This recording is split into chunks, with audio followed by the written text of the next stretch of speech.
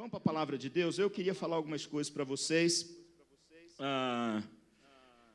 Nós vamos ler 3 textos diferentes e eu vou fazer algumas considerações que eu gostaria de deixar com a igreja. O primeiro deles está em Mateus, capítulo 9, a partir do versículo 38. Gostaria que você abrisse a sua Bíblia, deixasse aberta nesse texto e, à medida que formos caminhando para os outros textos, você fosse caminhando comigo, tá bom? Vamos para Mateus capítulo 9, versículos 35 a 38, diz assim: E Jesus percorria todas as cidades e aldeias, ensinando nas sinagogas, pregando o evangelho do reino e curando todo tipo de doenças e enfermidades. Ao ver as multidões, Jesus se compadeceu delas, porque estavam aflitas e exaustas como ovelhas que não têm pastor. Então Jesus disse aos seus discípulos: A seara é grande, mas os trabalhadores são poucos. Por isso, peçam ao Senhor da seara que mande trabalhadores para a sua seara. Ora, nós temos nesses poucos versículos aqui algumas afirmações acerca de Jesus e da visão que Jesus teve das pessoas quando viveu neste mundo e daquilo que ele fez por essas pessoas. E depois nós temos o último versículo, que é aquilo que ele espera de nós, que passamos a ser discípulos dele. Então, em primeiro lugar, diz que ele percorria as aldeias ensinando. É sobre isso que eu estava falando agora há pouco. Não adianta a gente excluir a nossa revistinha da escola bíblica dominical. Não adianta a gente abortar, porque cristianismo é um processo de ensino e de aprendizado constante. Jesus se envolvia com as pessoas para ensiná-las, para que elas pudessem aprender as coisas acerca dele, acerca de Deus e acerca do reino de Deus e do reino dos céus. Então, o ensino é fundamental. Quisera eu que este ano de 2022 nós gastássemos mais tempo aprendendo sobre as coisas de Deus, ao invés de gastarmos mais tempo em coisas fúteis que nós nos ocupamos e que não trazem absolutamente bem nenhum para nós. Se eu pudesse enumerar algumas coisas, basta você pegar, isso parece clichê já, mas tem que falar, né? Basta você na segunda-feira pegar o seu celular e ver o resumo da semana.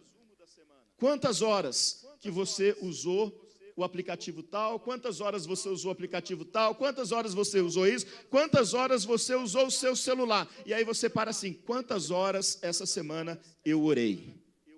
Quantas horas essa semana eu li a Bíblia? Quantos minutos eu li de um capítulo de um livro bom que fala sobre as coisas de Deus? E Jesus foi muito claro, e a Bíblia afirma isso de forma muito categórica, que o povo dele, o meu povo, disse, está morrendo porque lhe falta música boa na igreja. Não, porque falta churrasco de picanha uma vez por mês, na nova Summer Kid. Porque falta playground para as crianças brincarem, playground novo. Porque falta uma sede nova para o escritório de imigração. Porque falta. Muita coisa parece que falta, né, irmãos? Mas Jesus disse que é porque lhe falta o conhecimento. O conhecimento. Então, meus queridos, a primeira coisa que Jesus fazia, ele ensinava. Em segundo lugar, a Bíblia diz também que ele ia pregando o evangelho do reino e curando todo tipo de doenças e enfermidades. Nós devemos perguntar por que Jesus fazia milagres. A primeira resposta que nós podemos dar é, primeiro, ele é Deus. Primeiro é porque ele podia fazer, porque ele é Deus, e Deus tem todo o poder. Quem não tem poder não faz milagre, engana as pessoas. Mas quem tem poder faz milagres. Então, Jesus fazia milagres por 2 motivos. Você vai continuar na leitura, ver que ele, quando ele olhava para as multidões, ele se compadecia delas, porque estavam exaustas e aflitas como ovelhas que não têm um pastor. Então, ele fazia milagre porque ele podia fazer milagre. Ele fazia milagre porque ele se compadecia da dor das pessoas. Muitas pessoas se compadecem, mas não podem fazer milagres. Podem ajudar de forma prática, pode ser solidário, pode se levantar como um destes trabalhadores da seara, pois a seara é grande, poucos são os trabalhadores, mas não podem fazer milagre, porque milagre só pode fazer Deus, só pode fazer Deus. E um terceiro motivo pelo qual ele podia fazer milagres é porque precisava ficar evidenciado que a esperança do povo de Deus, esperança por séculos e séculos e séculos da vinda do Messias, havia se concretizado na pessoa dele. Somente aquele que fizesse milagres, inclusive os cinco milagres messiânicos, seria aceito e declarado o verdadeiro Messias. Ele fez tudo isso, alguns creram e se renderam a ele, e estamos nós aqui até hoje, crendo, nos rendendo a ele, porque nós sabemos que ele é de fato o Messias, que é dono de um reino espiritual, que está aqui dentro do meu coração e do seu coração, mas que um dia será visível aos nossos olhos no céu, quando ele nos levar para a glória, e ali esse reino será totalmente visível. Então, essas são as afirmações sobre Jesus, mas olha as afirmações acerca daqueles que Jesus deseja. Havia essa expectativa de que aqueles que crescem se envolvessem mais com ele. Não é à toa que nós lemos no início do culto: buscai, pois, em primeiro lugar o seu reino e a sua justiça. Não é buscai, pois, em primeiro lugar outras coisas, mas as coisas de Deus. Ele diz: a seara é grande, mas os trabalhadores são poucos. Ou seja, o plantio já aconteceu, está chegando agora, ou chegou a época da colheita, e vai ser grande, pode ser grande. Na verdade, quem faz esse fruto crescer não é aquele que semeia, é aquele que tem o dom da vida e chama pelo Espírito Santo aquele que recebeu a semente da palavra. E Jesus está dizendo: pode ser grande, essa seara, ela é grande demais, mas nem todos serão colhidos, porque são poucos os trabalhadores. São poucos os que querem colher, são poucos os que querem envolver-se com a obra do Pai. Há muitos que querem tudo que o Pai tem para dar, mas não querem se envolver com as coisas do Pai e não querem trabalhar com as coisas do Pai. Então Jesus disse: ore, peçam ao Senhor da seara que mande trabalhadores para a sua seara.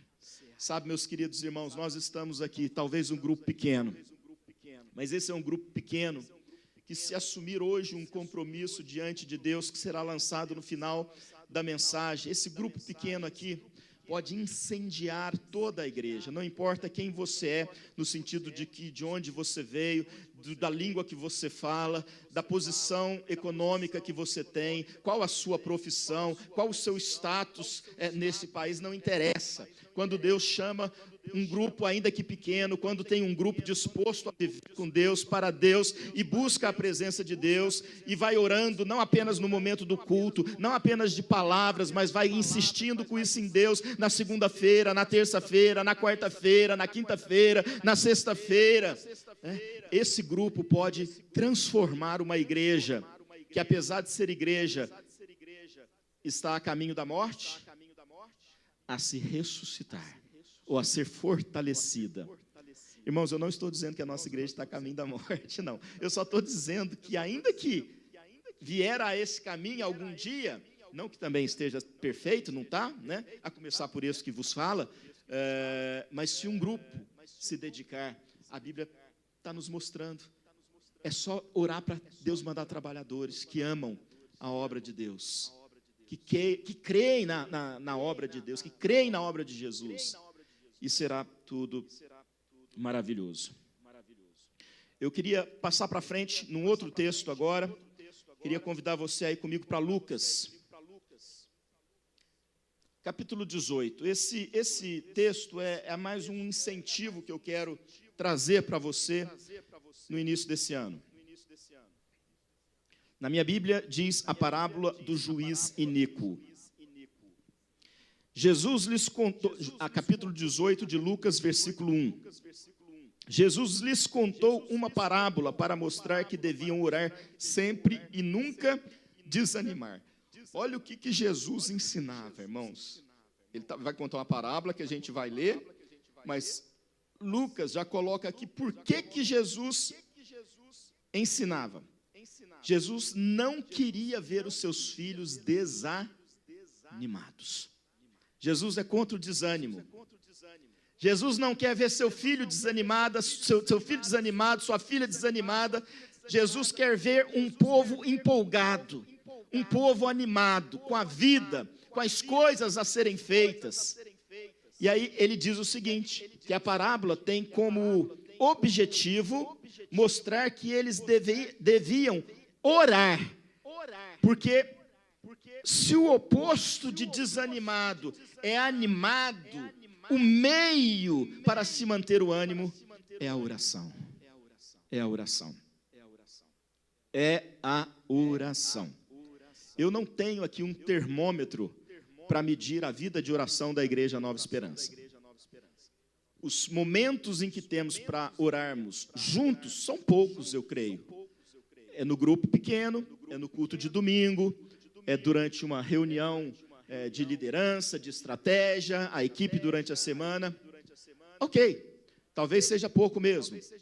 Mas se cada um de nós entendermos o poder da oração na nossa vida e no reino de Deus, e se todos os dias essa igreja estiver de joelhos buscando a presença de Deus, sabe, de alguma forma, trancado no quarto, como Jesus disse que tem que ser, o problema não é aonde vamos orar, não é quanto tempo vamos orar, o problema é não orar jamais.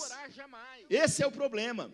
Então, se o ensino, o aprendizado é essencial, porque Jesus ensinava e quer que nós ensinemos, a oração é uma outra pilastra que nós não podemos tirar da nossa vida.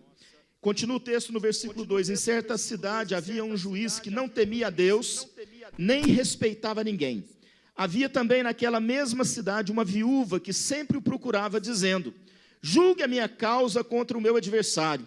Por algum tempo ele não a quis atender, mas depois pensou assim, é bem verdade que eu não temo a Deus, nem respeito ninguém. Porém, como esta viúva fica me incomodando, vou julgar a sua causa, para não acontecer que por fim venha a molestar-me. Então o Senhor Jesus disse, ouçam bem o que diz este juiz, será que Deus não fará justiça aos seus escolhidos, que a ele clamam dia e noite, embora pareça demorado em defendê-los? Digo a vocês que depressa lhes fará justiça. Contudo, quando o Filho do Homem vier, será que ainda encontrará fé sobre a terra? Eu não sei se você está percebendo, mas eu estou fazendo um link. O link que eu estou fazendo, agora, é a fé. Agora é a fé. Será que é possível eu ter fé e não orar? É possível linkar essas duas coisas? Ou fazer com que elas vivam de forma separada? Não, eu tenho fé, mas eu não oro. Porque Jesus está falando aqui da oração e de uma oração insistente, porque ele diz, olha, mesmo quando parece demorado, nós nunca sabemos o tempo que Deus vai levar para responder uma oração. O que nós precisamos saber é que Ele responde à oração, e o que nós precisamos saber é que existem situações na nossa vida que só serão resolvidas pela oração. Não adianta o discurso pronto, não adianta o discurso moral, não adianta o discurso religioso, não adianta o puxão de orelha. Existem desafios na nossa vida que só venceremos na força e no poder da oração quando nos humilharmos na presença de Deus e dobrarmos os nossos joelhos e orarmos. Existem desafios que nem conversa resolve mais. Existem desafios na vida, problemas que já surgiram e se tornaram grandes demais, que o homem sozinho não é capaz mais de resolver, mas a Bíblia diz que existe um Deus que é Deus do impossível, e que se nós clamarmos, se até aquele juiz que foi comparado com Deus, porém ele era iníquo, resolveu atender por causa da força da insistência, da perseverança, do poder do pedir, quanto mais o nosso Deus que nos ama e nos quer bem, ouvirá a nossa oração. Deixa eu falar uma coisa para vocês, irmãos. Existem muitas causas perdidas. Vou repetir porque falhou o microfone. Existem muitas causas perdidas. E elas de fato se perderão se nós nos desanimarmos dela e desistirmos de orar por elas. Porque para Deus não existe causa perdida. Talvez você esteja querendo que algo aconteça muito grande na tua vida. Talvez Deus esteja esperando você colocar isso em oração diante dele. E continuar orando. E continuar orando. Oh Deus. Mas é isso. O final vem nos dizer: digo a vocês que depressa lhes fará justiça, contudo, quando o Filho do Homem vier, será que ainda encontrará fé sobre a terra? E para finalizar, meus irmãos, porque nós vamos participar da ceia ainda hoje, queria que você fosse comigo para Atos dos Apóstolos. Atos dos Apóstolos.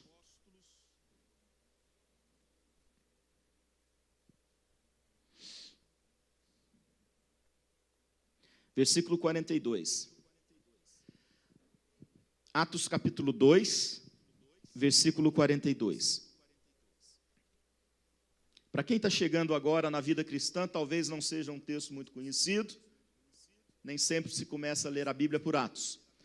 Mas para aqueles que já fazem parte da família da fé há algum tempo, esse é um texto muito conhecido que descreve, é um resumo de como os primeiros seguidores de Jesus viviam.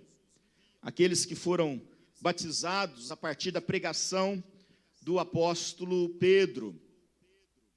É bom dizer, antes de comentar esse texto, que antes de subir aos céus, depois que morreu, ressuscitou, apareceu aos discípulos, e quando se despedia dos discípulos, Jesus vai subir aos céus, é o que ele chama ele era assunto aos céus, e ele vai falar da autoridade dele, ele vai falar que os discípulos receberiam poder quando descesse sobre eles o Espírito Santo. Aí lá em Atos capítulo 2, eles deveriam ir para Jerusalém e esperar juntos o envio do Espírito Santo. E eles então vão para Jerusalém e esperam, 50 dias esperando, até que a promessa se cumpre no dia de Pentecostes.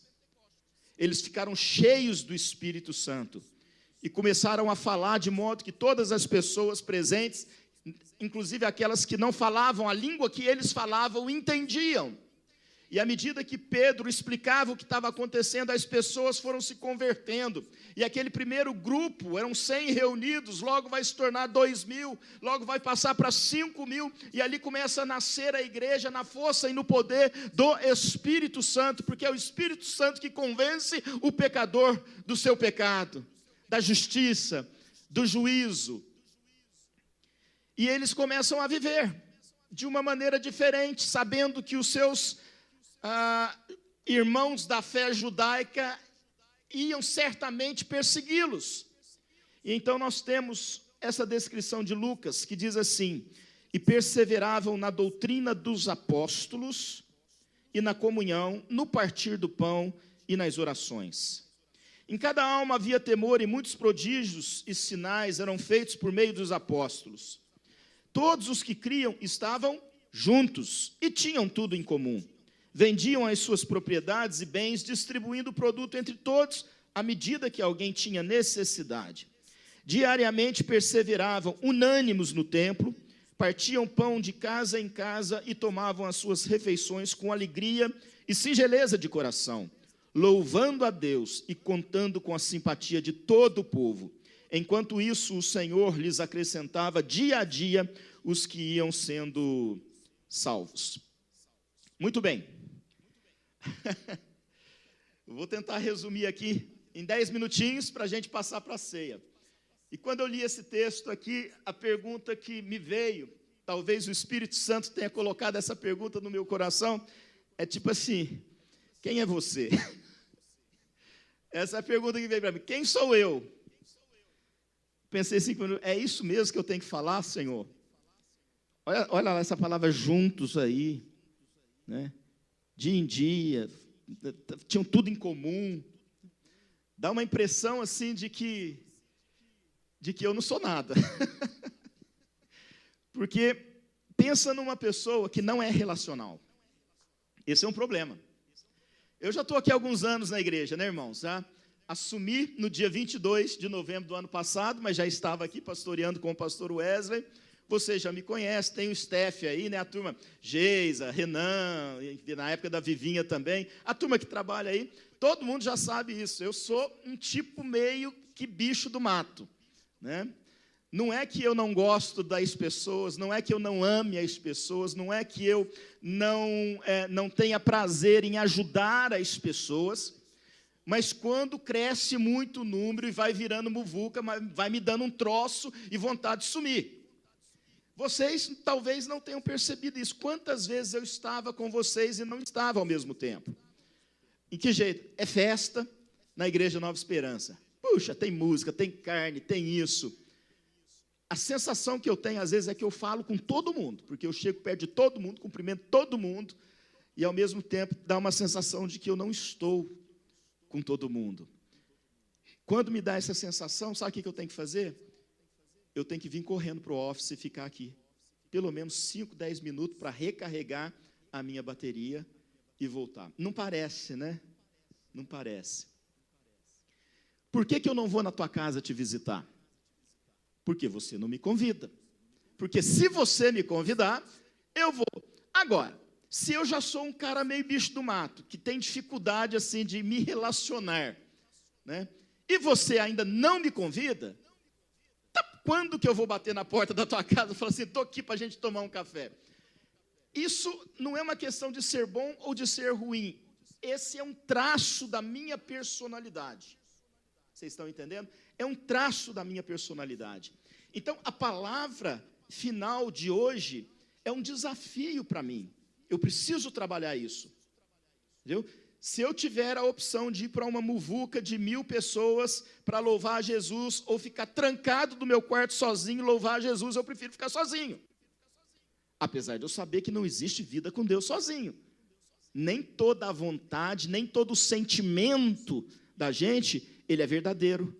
Quer dizer, ele é verdadeiro, mas ele não é correto. E a gente tem que admitir isso, né? Agora, só para encerrar essas minhas confissões aqui, né? Alguma vez você me convidou para ir na sua casa e eu disse, não, eu gosto de ir na tua casa. Alguma vez você pegou o telefone e falou assim, pastor, eu preciso da tua ajuda. Eu deixei de te ajudar? Só se aconteceu alguma coisa e eu não consegui te ajudar. Por quê? Eu amo ajudar. Eu amo ir na sua casa. Eu amo conversar contigo. Mas não sou um cara, qual que é a palavra que a gente aquele extrovertido, ou assim, não sou. Eu entrei em crise com isso, porque houve um tempo na minha vida que eu achava que eu não podia ser pastor, justamente por ser assim, mais recatado, mais privado. E aí um dia eu estava num culto, na igreja que eu trabalhava como seminarista em Campinas, e lá estava a mulher do pastor, tocando piano, eu próximo dela, e uma outra senhora. E a senhora falou assim, mas esse pastor é muito estranho. Eu não era pastor ainda, eu era seminarista. Ele fica no cantinho dele, não conversa com ninguém. Será que ele tem chamado mesmo para o ministério? Aí a mulher do pastor virou para ela e falou assim, se eu pudesse escolher, esse menino aí ia ser pastor, ia ser o meu pastor pelo resto da minha vida. Nós somos diferentes, nós nos comportamos de forma diferentes. Nós temos que respeitar as formas das pessoas serem, desde que sejam pecaminosas, e entender as diferenças, e conviver com as diferenças. Ela viu em mim um pastor, e aqui estou eu. Muito bem, qual que é a palavra de ordem aqui? Together. Léo, Mel, o que significa together? Então vamos repetir? 1, 2 e... Não, together. Tá certo. Então vamos assim, ó. 1, 2, 3, os americanos. Together, ok? 1, 2, 3. Go. Agora os brasileiros. 1, 2, 3. Juntos. Essa é a palavra que eu gostaria que a gente levasse para casa, além de todas as outras que eu já mencionei aqui. Mas eu quero fazer a seguinte pergunta: qual a importância desta palavra? Primeiro, 3 respostas. Porque estar juntos é demonstração de amor. É demonstração de amor. Não é demonstração de paixão. Estar juntos é demonstração de amor. A paixão a gente não escolhe, é ela quem nos escolhe.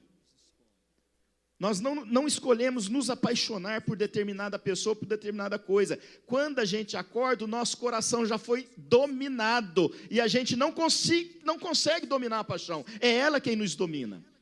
Mas quando a gente fala em amor, a gente está subindo para um nível mais racional, e eu começo a pensar nas coisas que eu posso fazer e as coisas que eu não posso fazer para expressar o meu amor. É um nível superior, que não me domina mais, mas eu tenho ali a oportunidade de tomar decisões. Então, quando nós estamos juntos, seja em pequenos grupos, seja na igreja, seja no dia a dia, num café, entre 2 irmãos, 2 irmãs, nós estamos demonstrando amor. E amor é o maior, o primeiro de todos os mandamentos. Por que estar juntos é importante? Porque é uma demonstração de amor. Segundo, por que together, estar juntos, é importante? Porque estar juntos é também uma demonstração de humildade. De humildade. Quantas vezes nós queremos nos afastar de um determinado grupo porque nós consideramos superiores a este grupo? Isso é arrogância. E a arrogância não faz parte, não pode fazer parte da igreja de Jesus. A igreja de Jesus tem grego e hebreus e judeus. A igreja de Jesus tem rico e tem pobre. A igreja de Jesus tem PhD e tem gente que mal sabe ler e escrever. A igreja de Jesus tem gente de todo tipo, mas é gente. É gente que tem coração, é gente que tem hora que está feliz, tem hora que está triste, mas é gente. E você quer saber mais? É gente amada por Deus. Por que eu vou me sentir superior a uma pessoa que Deus ama? Eu não sou melhor do que ninguém. Você não é melhor do que ninguém. O rico não é melhor do que o pobre, nem o pobre disfarçando a sua humildade por causa da sua pobreza é melhor do que o rico. Não é. Todos somos iguais, e para que a gente possa fazer parte de um grupo diferente, com pessoas que não são exatamente como a gente precisa ser humilde. E o maior exemplo de humildade que nos foi dado foi do próprio Jesus. Foi do próprio Jesus.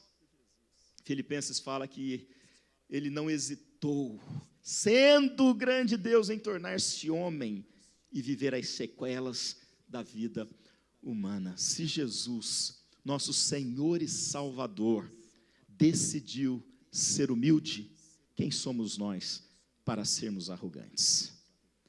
Estar juntos é uma atitude, uma decisão que nós tomamos de que nós, na presença de Cristo Jesus, apesar das nossas diferenças, nós vestimos a vestimenta da humildade.